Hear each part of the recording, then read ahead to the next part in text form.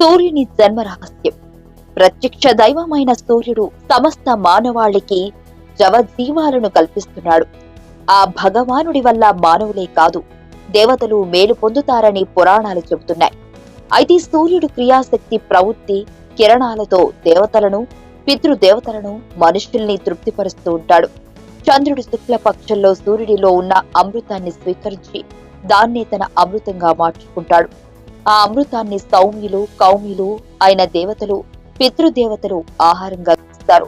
అయితే సూర్యుడు క్రియాశక్తి ప్రవృత్తి కిరణాలతో దేవతలను, పితృదేవతలను, మనుషుల్ని తృప్తిపరుస్తూ ఉంటాడు. చంద్రుడు శుక్ల పక్షంలో సూర్యుడిలో ఉన్న అమృతాన్ని స్వీకరించి దాన్నే తన అమృతంగా మార్చుకుంటాడు. ఆ అమృతాన్ని సౌమ్యులు, కామ్యులు అయిన దేవతలు, పితృదేవతలు ఆహారంగా గ్రహిస్తారు. మరి సూర్య భగవానుడు ఎవరు, ఆయన జన్మ రహస్యం ఏంటనే విషయాలను మనం ఇప్పుడు